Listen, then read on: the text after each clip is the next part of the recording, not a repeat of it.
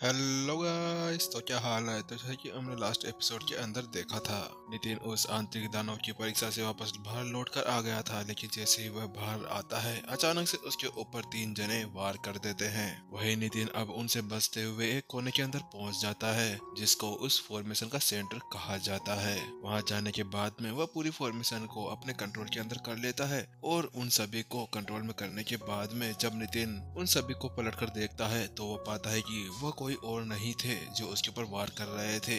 वह तीनों combat masters ही थे जो उसके साथ में यहाँ पर इतने अच्छे से रह रहे थे। और वहीं पर ही हमारा एपिसोड खत्म हो गया था। तो चलिए शुरू करते हैं आज के हमारे नेक्स्ट एपिसोड को।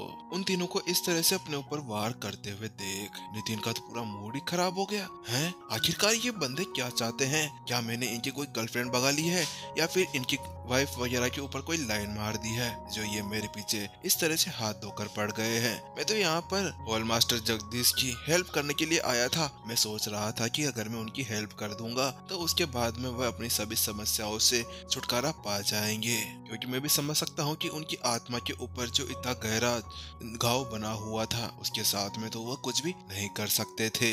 लेकिन इस सब के चलते हुए के बाद में भी ये सीधे मेरे ऊपर अटैक करने के लिए आ गए। आखिरकार ये बंदे मेरे से चाहते क्या है? वास्तव में वो तो मैंने अभी जल्दी जल्दी में अपने सभी सिक्स सेंसेस को एक्टिवेट कर लिया था, उसकी वजह से ही तो मैं इनसे बच पाने में कामयाब हुआ था। वरना अगर मैं इनसे नहीं बच पाता तो ये यहीं पर ही मेरा पेस्ट बनाकर उसके ऊपर टमाटो केचप लगाकर खा रहे होते। जहाँ पर नितिन अभी उन सभी से बहुत ज्यादा गुस्सा था, वहीं दूसरी तरफ हॉल मास्टर जगदीश का गुस्से का पारा भी चढ़ चुका था। और वह तीनों के तीनों अभी नितिन को ऐसे देख रहे थे जैसे कि उन्होंने अपने सामने कोई भूत देख लिया हो, क्योंकि उनकी आंखें अभी घबराहट और डर के मारे खुली हुई थी। ऐसा लग रहा था जैसे कि उनकी आंखों की गोटियां कभी भी बाहर निकल कर आ जाएगी और नितिन उनसे गोटियां खेलने लगेगा। क्योंकि हॉल मास्टर अभी संत लेवल स्टेज 5 के हाफ लेवल के ऊपर थे, और जबकि दोनों के दोनों हेल्डर्स अभी संत लेवल स्टेज 4 के ऊपर पहुंच चुके थे, और तीनों अभी एक दूसरे के साथ में टीम वर्क के साथ में उसके ऊपर अटैक कर रहे थे।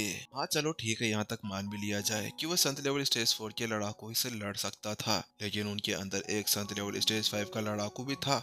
उसके बावजूद भी कैसे वह सामने वाला युवक अभी संत लेवल स्टेज 1 के ऊपर होने के बाद में भी उनको इस तरह से टक्कर दे रहा था। और उसकी इस तरह की लड़ाई की भावना को देखने के बाद में और ऐसी टेक्निक्स को देखने के बाद में वो तीनों समझ चुके थे कि उसके सामने जो युवक खड़ा हुआ था, उसकी युद्ध क्षमताएं उनसे भी बहुत ज्यादा अधिक बाहर निकल चुकी थी, और वह अब उनके पकड़ में नहीं आने वाला था। और एक और झटका तो उनको तब लगा था जब नितिन वहां की उस हट डिवीजन की फॉर्मेशन को एक्टिवेट कर अपने कंट्रोल के अंदर किया हुआ था। उनके मन के अंदर एक ही ख्याल चल रहा था, क्या क्या ये कैसे हो सकता है? क्योंकि केवल हट डिवीजन के इस फॉर्मेशन को केवल उसका एल्डर ही एक्टिवेट कर सकता है और उसको यूज कर सकता है, और इसके साथ में बिना टोकन के तो केवल संस्थापक ही कर सकते थे। हॉल मास्टर जगदीश एक डरावने चेहरे के साथ में नितिन को देखते हैं। उनकी आंखों के अंदर अभी अंगारे भरे हुए थे। ऐसा लग रहा था जैसे कि वो अपनी आंखों से ही नितिन का कत्ल कर देंगे। उसने गुस्से से पूछा, तुम यहाँ पर घुसपैठ करने के लिए आए थे? तुम्हारा यहाँ पर मेरी मदद करने का कोई भी मतलब नहीं था। तुम्हारा तो केवल यहाँ पर आने का एक ही मकसद था कि तुम यहाँ पर आकर यहाँ की सभी टेक्निक्स को चुरा सको।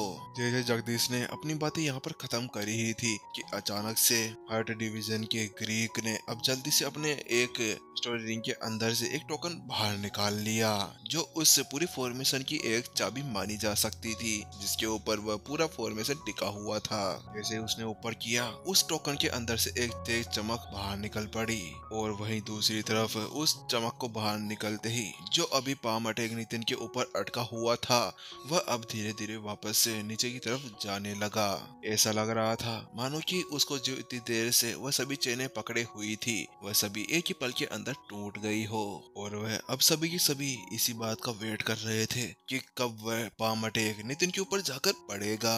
लेकिन जिससे पहले कि वह नितिन के ऊपर जाके पड़ता, उससे पहले ही उसको पता नहीं क्या हुआ था। ऐसा लग रहा था कि कोई मैग्नेट उसको अपनी तरफ खींच रही हो, क्योंकि उसी समय जब वह नितिन के ऊपर गिरने ही वाला था, अचानक से उसने अपनी दिशा ही बदल दी और अब वह तेजी से उन तीनों की तरफ बढ़ने लगा था।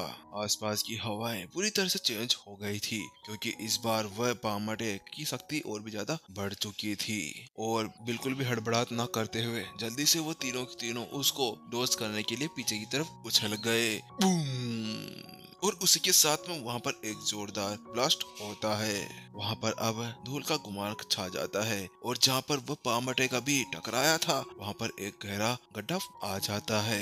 वही उस अटैक को अपनी तरफ आगे बढ़ते हुए देख और उनके ऊपर अटैक करते हुए देख माधव और जगदीश दोनों को गुस्सा फूट पड़ा और एल्डर माधव ने ग्रीक से कहा, ग्रीक ये तुम क्या कर रहे हो? क्या तुम हमें यहाँ पर मारना चाहते हो? अरे पागल इंसान, कम से कम ये तो देख ले कि दुश्मन कौन है और दोस्त कौन। क्या तू भी अब उसके साथ में मिल चुका है? अभी माधव तो अपने मुंह के ऊपर बिल्कुल भी कंट्रोल नहीं रखा हुआ था, क्योंकि अभी उसको इतना ज्यादा गुस्सा आ रहा था, इसीलिए अपने गुस्से को कंट्रोल न करने की वजह से उसने सारा गुस्सा ग्रीक के ऊपर उतार दिया। उसके बाद में माधव ने जल्दी से अपना एक फिस्ट अटैक तैयार करने लगा। बूम! और उसी के साथ में वह नितिन की तरफ तेजी से बढ़ने लगा और आसपास की हवाएं फिर से चेंज हो गई थी, लेकिन जिससे पहले कि वो नितिन के ऊपर अटैक कर पाता, नितिन ने अपनी आंखें सिकोड़ ली और उसी के साथ में उस फिस्ट ने वापस से अपनी दिशा बदल ली और वो वापस से उन तीनों की तरफ बढ़ने लगा और इस बार फिर से उस फिस्ट अटैक की ताकत पहले से भी दोगुना हो गई थी। वहीं उसको वापस से अपनी तरफ बढ़ते हुए देख माधव ने जल्दी से अपनी हथेली आगे बढ़ा दी, लेकिन उस फिस्ट की एनर्जी इतनी ज्यादा थी जिसकी वजह से माधव अपनी जगह से पीछे की तरफ खिसक गया और उसका पूरा हाथ सुन्न हो गया था। और फिर से ऐसा होते हुए देख माधव का गुस्सा भड़क पड़ा और वह अब ग्रीक की तरफ बढ़ने लगा। ऐसा लग रहा था जैसे कि आज ये दोनों यहीं पर लड़ लड़ कर मर जाएंगे। उसने उससे कहा, तुम पागल वागल हो गए हो? मैंने तुमसे मना किया था ऐसा मत करो। क्या तुम हमारी टीम से हो या फिर उसकी टीम से? क्योंकि वह समझ गया था कि केवल उस फॉर्मेशन के साथ में ही उनके उस फिस्ट अटैक को वापस से चेंज कर दिया गया था। और ये देखते हुए कि एल्डर ग्रीक इस हर्ट डिवीजन का एक प्रमुख था, तो उसके साथ में कोई भी ये कह सकता था कि उस फॉर्मेशन को एक्टिवेट करते हुए वह उन्हीं की तरफ अपना अटैक मोड़ रहा था। अरे भाई, मुझे समझ नहीं आ रहा कि आखिरकार तुम क्या करना चाहते हो? तुम हमारी टीम के अंदर हो या फिर उस दुश्मन की टीम के अंदर? मुझे तुम पहले बता दो ताकि मैं उससे पहले तुम्हें यहाँ पर निपटा सकूं। हाँ, मेरे को पता है कि तुम्हारे पास में इस पूरे हार्ट डिवीजन का कंट्रोल है, लेकिन क्या तुम्हें यही समय मिला था कि तुम हमें इस पूरी ताकत को दिखा सको? इस हार्ट डिवीजन को उनके प्रमुख द्वारा पीछे छोड़ दिया गया था और केवल अब इसका नियंत्रण उसी के पास में हुआ करता था, जो इस फॉर्मेशन का एक प्रमुख होता था और उस टोकन के साथ में ही उसको कंट्रोल किया जा सकता था। माधव की ऐसी बातें सुनने के बाद में ग्रीक बच्चों जी जैसे मुंह शकल बनाते हुए उससे कहता है, नहीं, मैंने ऐसा कुछ भी नहीं किया। अरे भाई, मैं तुम्हारे ऊपर अटैक क्यों करने लगा?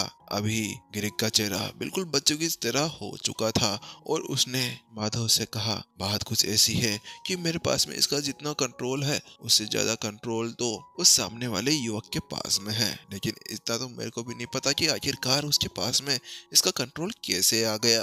क्या तुम मेरे से मजाक वजाक कर रहे हो क्या? अपनी गलती को छुपाने के लिए किसी और के ऊपर ऐसे इंजाम नहीं लगाया जाता।